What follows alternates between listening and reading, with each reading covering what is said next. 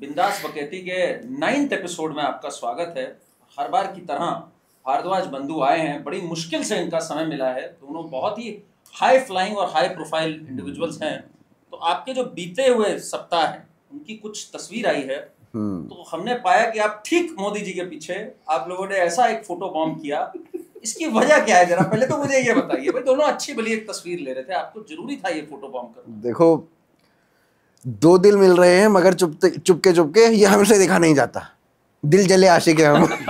हम जो गायब फिल्म का तुषार कपूर था ना, हाँ, वो है हमारे अंदर। कितने खुश हैं ये, मतलब मुस्कान देखिए, चेहरा खिलखिला गया। मुस्कान की चमकान बस मोदी जी की है मुस्कान, इससे बढ़िया। बोला है इसने कि मैं मोदी जी आपके जैसा बनना चाहती हूँ। हाँ, बोला है। हाँ। तो वो खुशी साफ साफ दिख रही है मोदी जी के चेहरे पे भी और इसके चेहरे पर भी। तो ये आप लोग को G7 और हर जगह जो एक्सेस मिल जाता है, ये आप लोग कैसे पाते हैं? वीजा ऑन अराइवल रहता है आप लोग का, कैसे रहता है? अपना सब चलता है, मतलब पूरे बताया तो सही, वो गायब वाला थी ना हमारा। कभी भी गायब होते, कभी भी बिल्कुल। आपकी तो जो फोटो आई है वो तो बड़ी ही खतरनाक। अच्छा, मेरी भी आपकी फोटो जो आई है वो ये आई है। अरे अरे अरे अरे, आपने ट्रम्प को इनाम दे ही दिया, एक AKTK पुरस्कार। नोबेल पुरस्कार जैसा ही है देखने में। इसके नीचे क्या नाम, क्या इसका AKTK पुरस्कार है या कुछ ये और नाम है? नहीं, ये हम क्या है ना, जब से हम बिहार से आए हैं, पिछली बार हम बिहार गए। हाँ, पिछली बार आप लोग बिहार में थे। तो उसके बाद से हमारी पूछ जो है पूरी दुनिया में होने लगी है। हाँ, युगांडा से लेकर सूडान तक सब लोग हमें जानते हैं, सब लोग हमें पूछ रहे हैं कि आप बिहार से होकर आए हो। और इसीलिए जो ट्रम्प है ना, ट्रम्प ने भी जब से इनाम लूंगा तो इन्हीं से लूंगा, नहीं तो नहीं लूंगा। कैसा इसका रिएक्शन क्या था? रिएक्शन मतलब वो देख लो ना, भाई को देख के ऐसे था। उसके चेहरे पर देख लो ना, ट्रम्प के चेहरे पर इतनी खुशी देखिए, अभी संतुष्ट है वो अंदर से। तो आपको लगता है नोबेल के लिए अब इंसिस्ट करेगा? नहीं, अब मिल जाएगा, अब तो मिल जाएगा, अब हो गया, अब वो संतुष्ट, अब तो उसकी जिंदगी बन गई। तो थोड़ा हमें जरा शेयर करिए, आप लोग के एक्सपीरियंसेस इतने जबरदस्त गए वहां, इतने लोगों से मिले। ये देखिए ट्रम्प की भी एक फोटो आई है। तो अपना इजराइल ईरान में सुलह कराते हुए चौधरी दौला राम। हमसे मिलेगा तो हरियाणवी रूप में तो आएगा ही। वही मैं कह रहा हूँ। तो आप दोनों से मिलने के पश्चात इन्होंने पूरा अपना पोशाक भी बदल दी, बोली भी बदल दी, बैठ के दोनों को समझा रहे हैं, चौधरी हैं। तो जरा हमसे शेयर करिए, ये जो ट्रम्प चौधरी बने हुए हैं और जो ये दुनिया में चल रहा है, बहुत कम लोग वैसे तो समझ पा रहे हैं ये कि क्या हो रहा है। जियोपॉलिटिक्स एक ऐसी चीज है ना कि जब जो अभी समझ में आती है, अभी लगता है कि अबे ये क्या हो गया। हाँ, क्योंकि उसमें कुछ ना कुछ ऐसा हो जाता है जो पूरी सिचुएशन को बदल देता है। चक्कर क्या हुआ सारा कि अभी ट्रम्प ने कहा कि सीज फायर। हाँ। इधर से मिसाइल मार दी ईरान ने इजराइल में, सिविलियंस मार दिए, उनके 6-7 सिविलियंस मरे, ठीक है। इधर से वो सीज फायर फिर से चिल्ला रहा है और ईरान ने भी कह दिया, 6-7 सिविलियंस मारने के बाद ईरान ने भी कह दिया सीज फायर। हाँ, सीज फायर। इजराइल क्यों मानेगा? अभी तुमने उनके वो मारे हैं, सिविलियंस मारे हैं, इजराइल क्यों मानेगा अब सीज फायर पे? फिर उधर से तुम, ये कौन है, US जो है सीज फायर चिल्ला रहा है, उधर से तुम जा रहे हो पुतिन से मिलने, और पुतिन कह रहा है कि ये अमेरिका इसमें बिना बात इन्वॉल्व हो रहा है, हमें भी आना पड़ेगा। तो मतलब जो जियोपॉलिटिक्स है वो वर्ल्ड वॉर 3 की तरफ नहीं जाती लग रही है आपको? अगर पुतिन भी इन्वॉल्व हो रहा है, अमेरिका भी इन्वॉल्व हो रही है, फिर क्या चाहिए आपको? कॉम्प्लिकेटेड है। और आप लोग पिछली बार, इतनी कॉम्प्लिकेटेड है, मैं आपको दिखाता हूँ। आप लोग का देखिए असर बहुत होता है लोगों पे। आप लोग पिछली बार तेजू भैया के खानदान में घूमे फिरे, उनके साथ आपने बैठ के रोटी खाई, उनको समझाया। तो अब तेजू भैया तब से जियोपॉलिटिक्स की बात कर रहे हैं। जरा देखिए इन्होंने क्या बोला है, सत्तू खिलाया था। तो ये जो भाव है, एक एक यहाँ बैठा व्यक्ति के भाव है। पूछिए, आप एक एक हिंदुस्तानी से जाके पूछिए, यहाँ के लोगों से पूछिए कि LOC लेना चाहिए था कि नहीं लेना चाहिए था। पीओके लाइन ऑफ कंट्रोल अरे यार, आप लोगों का असर ट्रम्प पे हुआ? ट्रम्प ने तो अपनी पोशाक बदली और आ गया, वो इस पे नहीं हुआ? या टफ ही सब्जेक्ट ही ऐसा टफ है ये? कुछ लोगों पे नहीं हो सकता। नहीं, देखिए वो मतलब उन पे भगवान का ब्रह्मा जी आए थे एक बार इनसे मिलने। देखिए, लालू की छोड़ी हुई मिसाइल पे हमारा असर नहीं होगा। वो तो कितने साल पहले जो छोड़ा लालू जी ने, पॉइंट ऑफ नो रिटर्न पे डी एस्केलेट करने की जरूरत थी तब, पर डी एस्केलेशन गैंग के तब समझ में आया नहीं। ये तो काफी अच्छा हो गया। खैर अब थोड़ा सा हम लोग जरा इसको समझते हैं पूरा जियो पॉलिटिक्स को, बिकॉज आपने जो बात करी इसको थोड़ा सा डेप्थ तक जाते हैं, बिकॉज इतना कंफ्यूजिंग है ये एक्चुअली। तो द होल आइडिया इज कि इसको जरा हम लोग समझें। देखिए ये अभी एक बहुत फेमस कमेंटेटर हैं आदित्य राज कौल, आप तो जानते ही हैं इन लोग को। इन्होंने अपना सर पकड़ लिया। जब इनके जैसा व्यक्ति अपना सर पकड़ ले तो सोचो क्या है। इन्होंने लिखा दिस मैन इज हिलेरियस। कब तारीफ करता है और कब बेइज्जती, कुछ समझ नहीं आता। हाँ तो सच है भाई, ये आदमी कभी भी पलटी मारता है। अब तो गालियां दे रहा है सीधा। अब मैं समझ नहीं पाता है। हाँ, प्रेसिडेंट है तू भाई, दुनिया के सबसे पावरफुल मुल्क का। यार आपने शुरुआत की कि हमें ईरान और इजराइल के बीच में मतलब नहीं पड़ रहे हैं हम, या इस तरीके से शुरुआत की आपने। फिर आपने कहा कि हम सीज फायर कराएंगे, फिर आपने मिसाइल मार दी, फिर उसके बाद आप कह रहे हो सीज फायर फिर से कर लो, फिर आप कह रहे हो कि अच्छा पुतिन को लेके आएगा, हम भी आते हैं। चल क्या रहा है भाई? नहीं, और ये इसने क्या लिखा है, both Israel and Iran wanted to stop the war equally. It was my great honor to destroy all nuclear facilities and capability and then stop the war. अरे यार कदम से। और इसके बाद ये कह रहा है मुझे नोबेल नहीं देते ये लोग यार। नहीं देख, ये तो पक्का ये खुद ट्वीट लिखता है। हाँ ये तो 100%, ये तो 100% है। ये इतना लिबरेटिंग नहीं लगता कि प्रेसिडेंट है भाई सीरियसली ये तो ऐसा लगता है वो 90s का जो WWE का वो आता था ना, रेसलमेनिया, और उसमें अंडरटेकर उठ के कभी भी वो केन आता था, जो उसमें सेबल आती थी उनके बीच। सेबल याद है भाई को? सेबल आई थिंक वो है, आप लोग को पता नहीं, शायद पता हो ना, मैं तो तगड़ा वाला फैन हूँ उसका। Sable got married to Brock Lesnar. हाँ पता है आपको? तो एक बड़ा मजेदार जोक था सेबल के, बड़ा इंटरेस्टिंग बात है। सेबल के पति का एक इंटरव्यू आया था। सेबल के पति को पता चला कि सेबल का किसी से अफेयर चल रहा है, ठीक, तो बहुत गुस्से में आ गया। वो भी 6 फीट लंबा था। फिर उसने कहा कि लाइफ में एक्सेप्टेंस क्या होती है, उसने स्पीच दी। कहता फिर मैं गया लड़ने कि भाई इसका किससे अफेयर है। फिर मैंने सामने देखा ब्रॉक लेसनर है।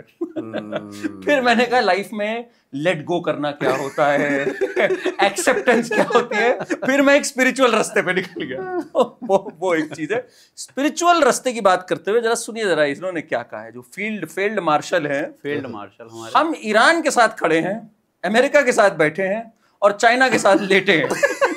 मुझे पहले लगा ये फेक है, पर ये रियल है। अरे यार इसके रियल वर्ड्स है ये, ठीक है। तो अब ये मतलब मीम नहीं था। हाँ, ये मीम नहीं है, ये सच्चाई है। इसने इसको बस इंग्लिश में कहा।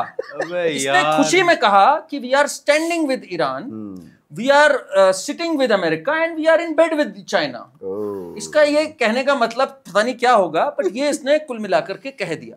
तो अब इसका क्या तात्पर्य निकाला जाए कि हु इज स्क्रूइंग हिम, ये मुझे बताइए। इसका सिर्फ एक तात्पर्य है कि पूरी कौम ही फुद्दू है। ये अगर भाई फील्ड मार्शल अगर ये बात कह रहा है तो बस फिर क्या बचा है। हाँ, और ऊपर इसका सिर्फ एक तात्पर्य और निकाला जा सकता है कि जहां से पैसा मिल जाएगा, जहां से हमारा थोड़ा लोन चुकाने की हमें रकम मिल जाएगी, हम उसके साथ लेट जाएंगे, बैठ जाएंगे, बाकी हम सबके साथ हैं। इसका ये मतलब है। सबके साथ तो खैर नहीं है। धोखा तो दिया ईरान को। अरे ईरान को क्लियर धोखा दिया है। क्लियर आप कह रहे हो, पहले आप शुरुआत कर रहे हो कि अगर ईरान पे कोई हमला करेगा तो हम न्यूक्लियर पावर यूज करेंगे उसके अगेंस्ट, इजराइल के अगेंस्ट न्यूक्लियर। इजराइल कहती है कि भाई अगर तुम कुछ इस तरीके का करोगे तो हम तुम्हें ही पेलते हैं। बताओ, ये बताओ कब पेले, ईरान के साथ ही पेलेंगे बाद में पेलें? तो आप कह देते हो कि नहीं हमारा ईरान से कुछ लेना देना नहीं है। अगले दिन आप चले जाते हो उड़ के लंच करने के लिए, वहां पे 2 रोटी और 2 कर देते हो। हाँ, ईरान के लोग जो भाग के पाकिस्तान आ रहे होते हैं उनके लिए बॉर्डर बंद कर देते हो। अगले दिन आप चले जाते हो यूएसए उड़ के, वहां पे 2 रोटी खिलाते हो, 2 बोटी खिलाते हैं, उसके चक्कर में कहते हो कि हाँ हमारा एयर स्पेस यूज करो, फोड़ो ईरान को, कोई दिक्कत नहीं है। पाकिस्तान में घुस के ये कौन है, यूएसए आता है, उनको फोड़ता है, चला जाता है, इनको फर्क नहीं पड़ता। अब ये कह रहे हैं कि हम we are standing with Iran. कैसे स्टैंडिंग विद ईरान है भाई? जो मैंने पता किया ना, मेरी 1-2 डिफेंस एक्सपर्ट से बात हुई, बड़ा क्लियर उन्होंने बोला कि जब आप इस लेवल का ऑपरेशन करते हो from US to Iran, long distance, आपको एक रिजर्व की इमरजेंसी अगर लैंडिंग हो जाती है, एक एयरबेस चाहिए होती है, जो कि पाकिस्तान की थी। पाकिस्तान से इसीलिए उसने लंच में बात करी, उसमें कोई फोटो ऑप्टिक्स भी नहीं हुई। बट यार उनके ना गल्फ जो कंट्रीज हैं, चाहे ईरान ले लो चाहे कतर ले लो, इनमें यहाँ पर भी एयर बेसिस हैं, बट और 4 है ना ऑप्शंस। जैसे मान लीजिए ईरान के खूब करीब एक दिक्कत हो जाती है, या वहां पे कुछ भी हो जाता है, to have a landing to have a refueling facility also. Maybe वैसे तो they don't need it. On the western front they needed one. They needed one. तो this guy sold them. And इसके जो फिर memes चले हैं कि पाकिस्तान कैसे धोखा देता है, वो तो कमाल है. आपको कुछ दिखाते हैं. गरीब आदमी साहब इतने सारे रुपए एक साथ देखकर घबरा गया. मैंने पूछा कि आप ये रुपए मुझे क्यों दे रहे हैं? तो उन्होंने कहा कि बलवंत ये रुपए रख लो. उसके बाद इसने किया क्या बलवंत ने? ये है देखा ना, ये लोग बड़े मजे से साथ घूम रहे. ये देखिए, इसने कहा रुको भाई मैं मारता हूँ.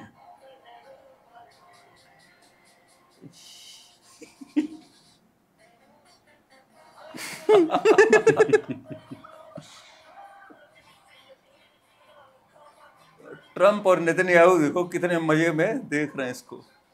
बेचा. तो अब कुल मिला के इससे आप क्या देखते हो, इंडिया कैसे प्लेस्ड होता है इस पूरी चीज से? That is very interesting because Iran, हम नहीं चाहते आई थिंक कि रेजिम चेंज हो ईरान में. There is a reason. उसमें क्या था कि 1926 से लेकर 1979 तक ईरान के अंदर जो रिजीम थी वो वेस्ट के फेवर की थी. राइट. तो ये जो बेसिकली इसको बोला जाता है पहलवी डायनेस्टी. पहलवी तो ये एक रज़ा पहलवी नाम का एक बंदा था, वो जो 1926 से पहले रिजीम चला करती थी, जो डायनेस्टी थी, उसके अंदर ही वाज अ सेनापति. तो वो उसने क्या किया 1926 में, उसने रिजीम चेंज करते हुए, तख्ता पलट करते हुए अपनी डायनेस्टी को लेकर आया और उसने मॉडर्नाइजेशन ऑफ ईरान वहाँ पर शुरू कर दिया था. बुर्का बैन तो नहीं है ऑफ कोर्स, मतलब चॉइस दे दी थी. ठीक है, उन लोग लड़कियों को प्रोत्साहित करने लगा था जो बुर्का नहीं पहनना. बहुत मॉडर्न क्लोथिंग में देखी हमने फोटोज ईरान की. No, it was a free society. फिर उसका जो बेटा आया 1941 में, that was Mohammad Reza Pahlavi. उस बंदे ने और ज़्यादा मॉडर्नाइजेशन किया है और ये इस हद तक पहुंच चुका था कि लड़कियों को वोट का अधिकार, संसद में जाने का अधिकार, यहाँ तक ये पहुंच चुका था. गाड़ी वाड़ी चला रही हैं, सारा हमने वो फोटोज तो देखी हैं सब. तो ये बेसिकली एक ऐसी सोसाइटी थी जो वेस्टर्नाइजेशन की तरफ थी, इस्लामाइजेशन से वेस्टर्नाइजेशन की तरफ थी. और इसमें जो रिजीम चला करती थी वो भी वेस्ट के फेवर की चला करती थी. तो वेस्ट जो कहेगा उसी तरीके से वो इंडिया को भी ट्रीट करेगी. ये वो रिजीम थी. 1979 में जो हुआ है उसके बाद इस्लामिक रेवोल्यूशन आया है वहाँ पर, और ऑफ कोर्स मैं उस चीज़ को फेवर नहीं करता हूँ जो ईरान में उसके बाद हुआ है. बट अगर हम इंडिया के पर्सपेक्टिव से देखते हैं जी, तो इंडिया और ईरान के बीच में कौन सा देश है? पाकिस्तान. अब क्या होता है कि हमारा जो बॉर्डरिंग स्टेट है वो अगर हमारा दुश्मन है तो उसके साथ जिसका बॉर्डर लगा हुआ है ना, उसको हमें दोस्त बना लेना चाहिए. तो इसी वजह से वो चाबार पोर्ट वगैरह जो है उस पर हमारा काम, जो हमने सहूलियत दी है ईरान को, वो सारी चल रही है. तो अब अगेन ये आज की जो ईरान की रिजीम है ये वेस्ट की दुश्मन है. तो वो वेस्ट के कहने पे नहीं चलेगी. वो वेस्ट के कहने पे वो सब नहीं करेगी भारत के साथ, आप समझ रहे हो ना जो समझ रहा हूँ मैं बात को. तो दिस इज माय पॉइंट कि अगर फिर से यहाँ पर रिजीम चेंज होता है तो आई थिंक वो भारत के फेवर का तो नहीं रहेगा. वो वेस्ट के फेवर का रहेगा और वेस्ट जैसा चाहेगा वो वैसा ऑपरेट करेगा. चक्कर ये भी है ना कि पाकिस्तान जो था, they are in bed with America. पहले की अगर हम बात करें तो सिमिलरली उस टाइम पे ईरान भी अमेरिका के साथ था. अब इन दोनों देशों को साधने के लिए, और भारत जो था वो रशिया के साथ चला गया था, तो इन दोनों देशों के थ्रू वो भारत के अगेंस्ट काम किया करता था. ठीक है, अब ये जो दोनों देश हैं, यहाँ पे अगर ईरान में वापस से रिजीम चेंज होता है और प्रो वेस्ट रिजीम आ जाता है तो इनको फॉर्मूला दोबारा सेट करने की जरूरत नहीं है. फॉर्मूला वो जो पहले था पाकिस्तान प्लस ईरान, वो रखने की जरूरत है. बस कोई नया फॉर्मूला सोचने की जरूरत नहीं है. ऑल्सो मुझे ऐसा लगता है, मतलब मेरा ये मानना है, मुस्लिम वर्ल्ड में जो ये पूरा है, middle east and Islamic world, इसमें दो केंद्र बने रहे, इसमें हमारी भलाई है. बिल्कुल. ये शिया सुन्नी का बिल्कुल तो ये कच्चा खा जाएंगे. बिल्कुल 100% है ना. बिल्कुल. तो इसलिए वी वांट कि भाई ईरान ठीक है न्यूक्लियर ना बने, न्यूक्लियर नहीं बनना चाहिए, बट रेजिम चेंज ना हो. आई थिंक इसी में हमारी भी हमारी भलाई है. भारत की भलाई and they been friendly oil wise also. अब तो हालांकि ऑयल हमारा ना के बराबर आ रहा है ईरान से. Now we move towards Russia. But अगर कभी देखो, सपोज करो कुछ गलत हो गया, रशिया में दिक्कत हो गई, एकदम से आप कहां से लोगे? ईरान ही है ना आपका क्लोजेस्ट नेबर, उसी से तो लोगे आप। और कहां से? ईरान के रास्ते भी हम लोग का कितना कुछ सेंट्रल एशिया और दूसरा आप सेंट्रल एशिया में जाते ही केवल ईरान के थ्रू, और दूसरा कोई देश ही नहीं है जहां से आप जाओगे। अगर ईरान फ्रेंडली नहीं है तो आपके बहुत सारे दरवाजे बंद हो जाते हैं आगे जाने के लिए। जरा ट्रम्प को एनालाइज करते हैं हम, इसके दिमाग में बहुत टफ है ये चलना, बहुत बहुत साइकेट्रिस्ट और बहुत किताबें लिखी गई हैं इस पे, but what is this guy? आज मैं अभिजीत अय्यर मित्रा से भी बात कर रहा था, he is not given up on Trump. उसका कहना है अभी भी ट्रम्प मैनेजेबल है फॉर इंडिया, उसका ये व्यू पॉइंट है फॉर इंडिया। उसका कहना है देखो यूएस एड पे उसने कटौती करी, ये जो पूरा सोरोस वाला चीज थी उससे हट गए हैं, बाकी ये बिन पैंदे का है, इसको मैनेज कर सकते हो, सेट कर सकते हो अगर करना चाहो। हाँ, बस मुझे भी एट टाइम्स ये बात समझ में आती है कि इसकी ईगो को मसाज करते रहो, ये बंदा मैनेजेबल हो सकता है, क्योंकि आइडियोलॉजी नहीं है इसकी। आइडियोलॉजी आई थिंक ये है कि पैसा बना लो, ये आइडियोलॉजी तो है इसकी। बट जैसे ये अभिजीत का बता रहे हो, अभिजीत ने जो कहा है मैं एक हद तक एग्री करता हूँ उससे। इस बंदे ने क्या है कि जो यूएस एड वगैरह कट ऑफ किया है, ये भारत के बहुत बड़ा फेवर में है, क्योंकि पिछली जो बाइडेन सरकार चल रही थी उस टाइम हमने कितनी चीजें देखी हैं, कितना उपद्रव की स्थिति देश के अंदर रहती थी, बार बार रिजीम चेंज करो, मोदी को फेंको, और ये 1 बिलियन पता नहीं कितना बिलियन डॉलर तो इसने लगा रखा था, क्लियर बोला था सोरोस ने। तो ये सारी जो चीजें हैं, इन एटलीस्ट ये चीजें अब हमें जब से ये ट्रम्प आया है तब से देखने को नहीं मिल रही हैं। ठीक है, ये एक चीज है। अब वो अपना जिसे कहते हैं टैरिफ लगाना, और वो एक अलग गेम है। वो एक्चुअली में अपने देश के लिए जो बेटर चीज उसे लग रही है वो कर रहा है, तो हम उससे ये एक्सपेक्ट भी नहीं कर सकते कि भाई तू हमारे लिए काम कर, राइट। और जो तीसरी चीज है कि ये बंदा जो है बहुत इगोइस्टिक है, और इसके दिमाग में जो डिसीजन लेने वाली चीजें होती है ना, उसमें ये पैसा बहुत देखता है, कितना पैसा बनेगा, कितना we are giving them billions of dollars, but ना इसको एक तरह से तो ये ओपन करप्शन कर रहा है। क्रिप्टो वाला जो है खुला करप्शन पे लगा हुआ है ये आदमी, ठीक है ना। अपनी मीम कॉइन भी इसने लॉन्च कर दिया आप लोगों को। इवन पाकिस्तान के अंदर जो इंडस रिवर बेसिन है उसके अंदर बहुत मिनरल्स हैं, इसने ऑलरेडी वहां पर इन्वेस्टमेंट शुरू कर दिए हैं। इसका जो बेटा है उसका कोई क्लासमेट था, जेफरी बीच नाम था, क्या नाम था, वो बंदा वहां पर सर्वे कर चुका है। सिर्फ पाकिस्तानी नहीं, एक दो और भी इस्लामिक देश है वहां पर सर्वेज हो चुके हैं इंडस बेसिन के अंदर मिनरल्स को वो खनन करते हुए उसको एक्सप्लॉइट करना।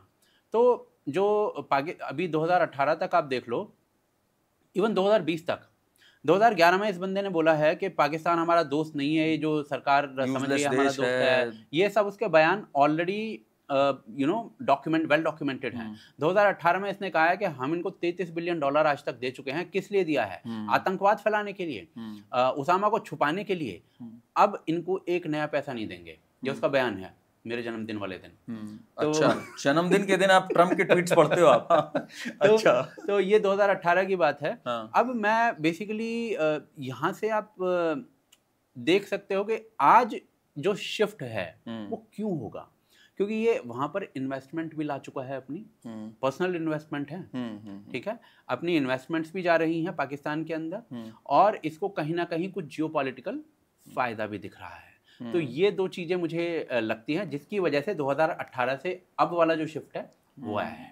नहीं देखो, ये शिफ्ट तो कभी भी कर सकता है, दिन में 4 बार शिफ्ट कर सकता है। यहाँ से भेजा एक बहुत बड़ा जोक है ट्रम्प टावर में, कि एक बार ट्रम्प ने अपने बंदे को भेजा कि तुम जरा ये काम करने जाओ। इतने में उसको एक कॉल आ गई, उसको पता लगा ट्रम्प को कि ये अब काम नहीं करना है। इतने में ट्रम्प एस्केलेटर से नीचे गया, उससे कहता तुम ये किसको कर रहे हो? कहता आप ही ने तो कहा था ये करने को। उसने कहा मैंने कब कहा? फिर उसने उससे बहस करी, उसने कहा यू आर फायर्ड। वो कह रहा है यार मैं चला था ये कहने, इसने मुझे फायर कर दिया, मैं क्या करूं? तो this is typical Trump, he has carried this to the White House. And जो ये है, ये जो सीईओ वाला एटीट्यूड होता है ना, जो एक सन की सीईओ वाला एटीट्यूड, ये प्रेसिडेंट बन के भी वही कर रहा है भाई, कर रहा है, यू आर फायर्ड। ये सीधा ऐसे बोल देगा किसी भी दिन किसी को। हाँ, तो बोल देता है। इस पे मुझे आप एक बात बताओ, जब हमारी इतनी बड़ी इकोनॉमी है, पाकिस्तान जैसा टुच्चा देश इसको क्रिप्टो विप्टो से सेट करने में लगा है, कह रहा है सब ले लो, इसके 2-4 और ट्रम्प टावर वावर नहीं खड़े करे जा सकते क्या यहाँ? इसको नहीं सेट किया जा सकता? ये बहुत बड़ा प्रश्न है मेरा। ट्रम्प को क्यों नहीं सेट किया? जब बाकी लोग अपनी क्रिप्टो चीज और ये सब करके इसको सेट कर रहे हैं, मेरा कहना है इसको सबसे बड़ा इनाम दे दो आज तक का, कहो हमारे कंट्री का सबसे बड़ा इनाम है ये, आपके लिए हम लेके आए हैं। फिर इसको एक आध ट्रम्प टावर वावर खोल दो और भारत रत्न दे दो। अरे यार ट्रम्प कहेगा मैं रतन ये तो I am so precious, my country doesn't get it, people in India get it. इसने जब ये गुजरात आया था ना, इसने वो जो बात की थी वो मैं कभी भूल नहीं सकता। ये गुजरात के बाद जब मोदी जी ने खोल दिया था पूरा गुजरात में, स्टेडियम में आया था, जब पीक कोरोना चल रहा था उस टाइम पे, कोरोना शुरू हो रहा था, पीक नहीं, उसके बाद ये इंडिया गया, अमेरिका गया। अमेरिका जाके कहता है कि ये वहां से, मतलब एग्जैजरेशन और मार्केटिंग क्या चीज हो सकती है, जरा सुनने वाली बात है।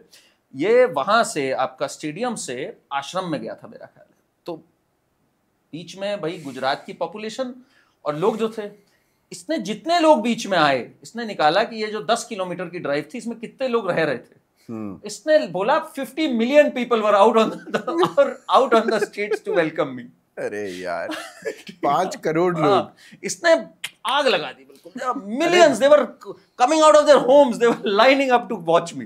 तो ये खुश हो जाता है इसमें, Modi is a great guy, ठीक, मोदी इज अमेजिंग। तो वही होगी ना, ईगो मसाज हो गई। इसको सेट नहीं कर सकते, इसको सेट करना बड़ा जरूरी है आगे के लिए। वैसे तो इलॉन मस्क नहीं सेट कर पाया इसको, पर इसको आगे आप क्या देखते हो? मेरे को लगता है कि देखो, इंडिया को ऐसे ब्रश अवे करना इस वक्त बहुत मुश्किल है। भारत को आप इग्नोर नहीं कर सकते, एटलीस्ट साउथ ईस्ट एशिया में तो बिल्कुल नहीं कर सकते, इंडियन सब कॉन्टिनेंट में तो नहीं हो सकता इंडिया इग्नोर। और आप बेशक अभी के लिए आपको लग रहा होगा कि पाकिस्तान से आप संधि कर लोगे या ईरान से आप इस तरीके से संधि कर लोगे तो आपके हित में चीजें हो जाएंगी, बट वो इवेंचुअली आप फिर भी भारत को इग्नोर नहीं कर पाओगे। पहले होता था कि भारत को सप्रेस करने के लिए ये लोग इस तरीके से करते थे, बट अब वो कर नहीं पाएंगे, वो वाला पैंतरा बैठेगा नहीं। और मोदी जी का अपना इस पे कोई ना कोई प्लान जरूर होगा। जो अपना जियोपॉलिटिक्स चल रहा है उसके बेसिस पे अभी तो हमारा मतलब जो ऑपोजिशन है वो बहुत खुश हो जा रहा है, अरे भाई देखो ट्रम्प भी अगेंस्ट हो गया आपके, ये भी हो गया, वो भी हो गया। राठी जी ने भी वीडियो बना दी, देखो हमारा तो जियोपॉलिटिक्स फेल हो गया, सरेंडर। हाँ, तो ये हो गया है। लेकिन जो पिछले 10 सालों से 12 सालों से हमने इतनी बढ़िया जियोपॉलिटिक्स संभाल के रखी है, मतलब आपने साला रशिया से ऑयल खरीद के उन्हीं लोगों को बेच दिया जिन्होंने रशिया को यूरोप को बेच दिया, जिन्होंने रशिया पे क्या लगा रखे थे, वो सैंक्शंस लगा रखे थे, नहीं ले रहे थे। हाँ, तो आपने उन्हीं को ही बेच दिया। तो ये जियोपॉलिटिक्स का क्लासिक एग्जांपल है कि आप कितने ईरान ने एयरबेस खोला अभी स्टूडेंट्स के इवैक्यूएशन के लिए, ईरान ने बेस खोल दिया।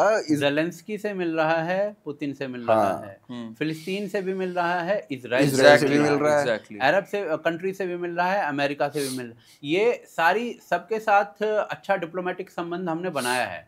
अभी ये पिछले कुछ दिनों में जो ये ट्रम्प वाला अफ्रीका देख लो, तो जो ट्रम्प के साथ जो हुआ है उसके बाद थोड़ी सी जबान खुल गई है लोगों की। अदरवाइज जियोपॉलिटिक्स में भारत में कोई दिक्कत नहीं थी पिछले। आप देखो ना, ये इसने चाइना ने जिबूटी पे मतलब ऑलमोस्ट कर लिया था, अफ्रीका का एक वो आता, तो जिबूटी इन्होंने अपना कैप्चर कर लिया था चाइना ने। उसका ऑल्टरनेटिव हमने अफ्रीका में ही ढूंढ के निकाला और वहां पे हमने चाइना को काउंटर करने के लिए पूरा बेस तैयार कर लिया पोर्ट्स वगैरह से। तो ये आपने अफ्रीका में भी बहुत बढ़िया डिप्लोमेसी चलाई है। आपने अपने जो ये डिफेंस के G7 में क्या था, आप लोग तो थे वहां, G7 में आपके हिसाब से मोदी जी का ऑरा कैसा था और ट्रम्प वहां से क्यों चले गए? भाई मोदी जी पीछे की लाइन में खड़े थे, क्या ही ऑरा रहा होगा बताइए। हाँ वही मैं पूछ रहा हूँ आपसे। सरेंडर कर दे, सरेंडर आपको दिख रहा है सरेंडर? अरे मोदी, ये तो मेलानी ने पीछे मुड़ के देख लिया तो थोड़ा सा ऑरा बन गया, नहीं तो वो पीछे मुड़ के ना देखते वो पलट करते रह गए। नहीं, बट वैसे ये ट्रम्प वाली जो चीज थी, मुझे ये चीज बताइए, जो ट्रम्प ने कहा मोदी जी से एक फोन पे बात करी, वो बड़ा इंटरेस्टिंग दौर था। उसके तुरंत बाद जो मिस्री जी हैं जिन्होंने रिलीज करी कॉल्स की कंटेंट की, मोदी जी ने सुना दिया ट्रम्प को कि भाई बायलैटरल इशू है और सीज फायर उसी के कहने पे हुई थी और ये, और ठीक उसके 5 मिनट बाद ट्रम्प ने कह दिया I should get a Nobel prize, I stop the war between India और सब किए धरे पे उन्होंने फिर किया। बट उन्होंने मोदी जी को बुलाया, मोदी ने कह दिया मेरे पास टाइम नहीं है। सही किया ये? आपको लगता है थिएट्रिक्स कैसे होते अगर व्हाइट हाउस जाना यार होता? इसमें दो चीजें हैं। एक तो चीज ये कि जो आदमी अगर 25 बार ये खुद अपने मुंह से बोल रहा है कि मैंने वॉर रुकवाई, मैं अगर कोई आदमी ऐसे कर रहा है बार बार, तो इसका मतलब है समझ जाओ कि उसने तो नहीं किया है। बाकी किसी ने भी किया हो, उसने तो नहीं किया है। ठीक है। और दूसरी बात कि मोदी जी जो नहीं गए, वो देखो अभी आसिम मुनीर गया है, अगले दिन आप चले जाओ, तो उसका जो लोगों की नजर में जो जाता है ना, वो सही नहीं जाएगा, लोग उससे गलत मैसेजिंग लेंगे। अभी के लिए सही था, अभी आप पाकिस्तान के साथ मेल जोल बढ़ा रहे हो, अभी के लिए आपने कहा कि भाई देखो पाकिस्तान से आपको मिलना कुछ नहीं है, बिजनेस आपको हमारे साथ चलाना है, तो और सपोर्ट आपको, सर्विसेज आपको इंडिया से ही लेनी है, तो आप इंडिया को इग्नोर करके पाकिस्तान के साथ जा रहे हो, दैट टू जब के उसने अभी ये क्या है पहलगाम में किया है, जब वो टेरर फंडिंग कर रहा है, टेरर की सारी चीजें कर रहा है, उस वक्त आप ये सब कुछ कर रहे हो, तो मैसेज बिल्कुल सही है कि आपको अभी हम इग्नोर कर रहे हैं, आप कर लो जो करना है, उसके बाद फिर you have to come to us only. Absolutely. ऊपर से जब हम ट्रम्प का वो ट्वीट देखते हैं, जब इसने पहली बार बोला मैं सीज फायर करवा रहा हूँ 10 तारीख को, 10 मई को, तो ट्वीट कितने बजे था वो पता है आपको? सुबह 5 बजे। नहीं, यहाँ पे शाम को 5 अमेरिका के टाइम में, अमेरिका के टाइम में वो सुबह 4-5 बज रहे थे वहां पर। तो 4-5 बजे उठ के लगता है आपको ब्रह्म मुहूर्त में, उषा काल में उठकर पहली सूर्य की किरण के साथ ट्वीट करो है सीज फायर हो गया। मतलब इतना लगता है आपको। तो कहीं ना कहीं ये इन्होंने वो अपॉर्चुनिटी को देखा कि भाई 1-8 घंटे में वो आ जाएगा, भाई मोदी आ जाएगा बोलने के लिए, या कोई इंडिया की तरफ से, भारत की तरफ से बोल देगा, कोई पाकिस्तान की तरफ से बोल देगा, इससे पहले मैं बोल देता हूँ। तो 4 बजे 5 बजे जब भी उसने वो ट्वीट किया तब किया था। सो आई डोंट थिंक के मतलब ले जाए तो भाई कितना भी उड़ाए जा हवा में। I personally think India strong ही निकल के आ रहा है इस पूरे से, और पाकिस्तान और फंसता जा रहा है ये ईरान और इस सब के बीच में भी। एंड अमेरिका थोड़ा सा गंद में है, but you will need India at some point. यार देखो कई बार हीरा मंडी के अंदर ऐसा कस्टमर जाता है जो पैसे दिए बिना आ जाता है, ठीक है, तो पाकिस्तान के साथ वही हो रहा है। इसको पैसे भी नहीं मिलेंगे और बर्बाद भी करेगा, दुश्मन भी जोड़ लेगा। कभी मेरे साथ पूरी रात गुजार, तुझे सुबह तक करूंगा प्यार, बिना पैसे के आ जाऊंगा वापस। ये होने वाला है इसके साथ। माफ कीजिएगा थोड़ा सा अगर किसी को गंदा एग्जांपल लगाओ तो, प्यार मोहब्बत की बातें कर रहे हैं, लेकिन गाना था ये तो। पाकिस्तान इज ये ही एग्जैक्टली उसके साथ हो रहा है। Pakistan will be used and will be thrown. एक तो आपने बात कर दी कि भाई मैसेजिंग कैसे जा रहा है, क्या जा रहा है, इग्नोर करना है पाकिस्तान को। एक व्यक्ति है जो पाकिस्तान को बिल्कुल भी इग्नोर करने में इंटरेस्टेड नहीं, वो उनके साथ फिल्में बना रहा है, उसका नाम है दिलजीत दोसांझ, ठीक है ना। और अब उनकी फिल्म जो है वो रिलीज हो रही है बाहर, इंडिया में नहीं हो रही है। और हिम्मत देखिए जरा, जो प्रोड्यूसर है, कोई सिद्धू है प्रोड्यूसर, वो कह रहे हैं अभी इंडिया में गुस्सा है, सही समय पे रिलीज करेंगे। He has not said, सही समय पे रिलीज कर देंगे। ये तो साले रोज ही उछलते हैं, फिर शांत हो जाते हैं, एंटरटेनमेंट के दीवाने हैं। और दिलजीत ने कह दिया भाई art has no boundaries, we are artists. कैसे देखते हैं आप इसको? इसने बेसिकली ये कहा है कि ये जो फिल्म कुछ चीजें हमारे कंट्रोल में नहीं होती। नहीं, उसने बोला सरदार जी 3 जो फिल्म है, इसकी जो शूटिंग है वो फरवरी में हो गई थी, और ऑपरेशन सिंदूर तो भाई मई में हुआ है। झूठ बोल, फरवरी में तो सब कुछ सही था। मैं ये पूछना चाहता हूँ भाई कैसे सही था फरवरी में सब कुछ? एक सेकंड, मैं इसमें जरा एक झूठ ऐड कर दूं। अप्रैल 22 जिस दिन पहलगाम हुआ है, उस दिन he was shooting for this film and he has tweeted क्या, पुट ऑन इंस्टा कि आज इसका सरदार जी 3 का रैप हुआ है 22 तारीख को, 22 अप्रैल प्रिसाइसली द डेट। तो ये है पहली बात। तो और दूसरी बात, आपकी बात बिल्कुल सही है, आप प्लीज कैरी ऑन करिए। फरवरी में भी कौन सा ठीक था? हाँ, मैं यही कहना चाह रहा हूँ कि फरवरी में भाई क्या ठीक था? रियासी, आप हाँ, रियासी अभी कुछ दिन पहले हुआ था, ठीक है, और उससे पहले भी आप लगा लीजिए पुलवामा के बाद से दोनों देशों के बीच में कोई संबंध ठीक नहीं है। एक दिन ऐसा नहीं है जो डिप्लोमेटिक बातचीत हुई हो टेबल पर, या फिर इनके क्रिकेटर्स बैन है, इनके फिल्म स्टार्स बैन है, भाई कौन सा सही है ऐसा?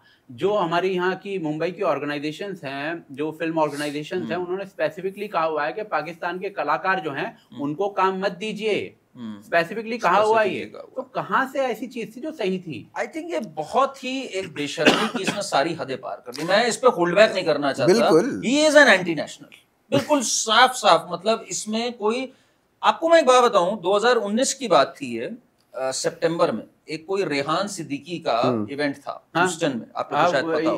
he was an ISI handler था। और ये जो FWIC है, जो फेडरेशन ऑफ वेस्टर्न सिने, जो आप बता रहे हैं, एम्प्लॉइज एसोसिएशन जो है सिने एम्प्लॉइज, इसने तब भी कहा था कि ये एक ISI का हैंडलर है, आप यहाँ पे जा रहे हैं, आप मत जाइए। दिस मैन इज, मतलब ये हर जगह पे कभी भी मौका नहीं छोड़ता। मैं आपको एक क्लिपिंग दिखाता हूँ इसकी। पाकिस्तान से ऐसे बात करता है, आप में और हम में तो कोई फर्क ही नहीं है। तो क्या हमारा पाकिस्तान, हाँ जी, जोरदार तालियां भी इन्होंने, जूते खाने लाए, देखो तालियां। हिंदुस्तान पाकिस्तान साडे लिए तो सारे एक ही है। सोचो जरा हिम्मत इस आदमी की। पंजाबियों ने दिल च सारे लिए प्यार है यार। पंजाबियों ने सबसे ज्यादा दर्द झेला है पार्टीशन मैं का। आपको इसका रीजन बेशरम आदमी है ये, बिल्कुल। मैं वही तो बोल रहा हूँ बात को। मैं आपको रीजन बताऊं इसका। There is a reason behind it. ये जो फिल्में करता है बेसिकली, ये ज्यादातर पंजाबी फिल्में हैं, उन्हीं में इसका इन्वेस्टमेंट है। सरदार जी 3 दिस फिल्म, ये भी पंजाबी है, खुद प्रोड्यूसर है, ठीक है, खुद वन ऑफ द प्रोड्यूसर है। और जो दूसरी जो कंपनी प्रोड्यूस कर रही है, that is white hills studios. तो अब ये फिल्में रिलीज कहाँ पे होती है, देखी कहाँ जाती है? इसकी 3 मार्केट हैं। जो ओवरसीज पंजाबी कम्युनिटी है, या फिर जिनको पंजाबी समझ आती है, हरियाणा या वेस्टर्न उत्तर प्रदेश, दिल्ली, पंजाब। दिल्ली में, वेस्टर्न दिल्ली में आप जाके देखोगे शोज भरे रहेंगे, ठीक है। पूरे दिल्ली में नहीं, वेस्टर्न दिल्ली में खास तौर पर भरे रहेंगे। इसके अलावा जो मार्केट रमेश नगर साइड में ओवरसीज के लोग जो देख रहे हैं, पंजाबी लोग, या फिर पाकिस्तान के पंजाब में देखी जा रही हैं, या फिर भारत के जो पंजाब है क्षेत्र, उसमें देखी जा रही हैं इनकी फिल्में जो है। मेन मार्केट वो है। अब उसमें से एक बड़ा चंक ऑफ मार्केट पाकिस्तान का पंजाब है, तो ये लोग उसको कभी नाराज नहीं करना चाहते। एक रीजन ये है। दूसरा रीजन ये है कि जो ये फिल्में प्रोड्यूस हो रही है ना, ज्यादातर, I don't know about white hill studios, but white hill studios जो थी वो वही वो ऑर्गेनाइजेशन है जिसने पंजाब 95 नाम की फिल्म बनाई थी कुछ समय पहले, जो कि एक ऐसे दिलजीत था उसमें भी। हाँ, दिलजीत था उसमें। और वो एक ऐसे बंदे की लाइफ पर बनी थी, मैं उसका नाम भूल रहा हूँ। वो था खंडा नहीं, खंडा नहीं था, खालरा, जगबीर सिंह खालरा। उसने क्या किया था? तो बेसिकली बताया जाता है कि मतलब उसके ऊपर एलिगेशंस हैं कि वो एक खालिस्तान सिंपैथाइजर था, सपोर्टर था, एलिगेशंस हैं। उस बंदे ने क्या किया था कि 1980 से 1994 के अराउंड तक पंजाब में जो ये सारा चला है, खालिस्तानी मूवमेंट चला है, इसके बीच में ऐसा बताया जाता है कि कुछ लोग जो इनोसेंट थे वो भी मारे गए थे, उनको भी पुलिस ने पकड़ा होगा, वो सारी चीजें हुई होंगी, ठीक है, कोई मना नहीं कर सकता उस चीज से, क्योंकि जो गेहूं था ना, गेहूं पीसा जा रहा था तो उसमें घुन पिस रहा था, ठीक है। तो ऐसे लोगों का उसने डॉक्यूमेंटेशन किया था। आई थिंक 2000 लोग थे, कितने थे, 2000 जितना मेरे को पता है, 2000 लोगों के करीब उसने पूरा लिस्ट बनाया था। 25,000 और नहीं पता नहीं है वो चलो जो भी था, 2000 एग्जैजरेटेड है सारा कुछ मामला, तो अब पता नहीं एक्चुअल नंबर क्या था। तो 2000 जितना मेरे को याद आ रहा है 2000 था। तो उसके बाद इस बंदे ने वो एक डॉक्यूमेंटेशन बनाते हुए आगे पेश किया था। आई थिंक गवर्नमेंट को दे रहा था या क्या दे रहा था, बट उसके ऊपर फिर आई थिंक कोई कार्रवाई की गई थी, जितना मुझे याद आ रहा है। इस बंदे की लाइफ पे फिल्म बनाई जा रही थी, और इसके इसके बारे में प्रचलित तो यही है कि he was a Khalistani sympathiser. तो उसके ऊपर जो मतलब जैसे अर्बन नक्सल्स होते हैं, वो उनको एड प्रोवाइड करते हैं, उनको उनके केसेस लड़ते हैं, उनके सारी चीजें करते हैं। सिमिलरली ये बंदा भी जो खालरा था, वो भी ऐसे ही करता था कि खालिस्तानियों के केसेस या इस तरीके से कुछ उनको खालिस्तानी सिंपैथाइजर वाली बात हुई, जो जमाते उलेमा हिंद वाली बात, इनके केस लड़ने हैं, पुणे बेकरी और ये सारे केस, बिल्कुल एड देनी है इनको। तो अब आप मैं इसमें यही बोलना चाहूंगा कि हम आई थिंक बात कर रहे थे दिलजीत और इसकी हानिया आमिर जो अभी आने जा रही है। अब हानिया आमिर के बारे में आप बात कर लो। हानिया आमिर ने ऑपरेशन सिंदूर के टाइम पे भारत को भारत को बोला कि दे आर कॉवर्ड्स, और ये कमबख्त इसके साथ फोटो शेयर कर रहा है, वीडियो शेयर कर रहा है, फिल्में लेके आ रहा है। बताओ भाई, गंदगी से किया इसने ये। मैं एक सेकंड में, आप बोलिए। वो इम्पोर्टेंट पॉइंट है। मैं जो दूसरा पॉइंट आपको बता रहा था, एक तो मैंने बता दिया कि भाई पंजाब का जो पाकिस्तानी पंजाब है उसमें इनको फिल्में दिखानी है लोगों को, है ना, तो वो एक मार्केट है उनके लिए। दूसरा पॉइंट ये है कि जो कनाडा में बैठे हुए उद्योगपति या फिर ये पूंजीपति लोग हैं, ये ही ज्यादातर इंडस्ट्री चला रही है, पंजाबी म्यूजिक इंडस्ट्री और पंजाबी फिल्मों की इंडस्ट्री जो है, उनका पैसा बहुत बड़े अमाउंट में लगता है। वैंकूवर में बैठा हुआ बंदा क्या थॉट रखता है भारत के बारे में या खालिस्तान के बारे में, हमसे आपसे छुपा नहीं है। बिल्कुल यार, आज ही एक न्यूज है, बहुत जबरदस्त न्यूज है। कनाडा की एक यूनिवर्सिटी दिलजीत दोसांझ के नाम पे एक पूरा कोर्स बना रही है। आप मेरे को बंदे के सर पे किसी का हाथ है 100%। आप मेरे को ये बताओ, लता मंगेशकर मतलब उससे बड़ा सिंगर तो नहीं हुआ कोई, उसके नाम पे कोई कोर्स मिलता है आपको ना? आप नुसरत फतेह अली खान, मतलब पाकिस्तानी है बेशक पर है तो लेजेंड है, लेजेंड बिल्कुल। अब उसके नाम पे भी कोई कोर्स नहीं है। दिलजीत के नाम, दिलजीत दोसांझ एक एवरेज सा सिंगर, एक एवरेज सा एक्टर, एक एवरेज लुकिंग गाय, उसके नाम पे कोर्स है, क्यों?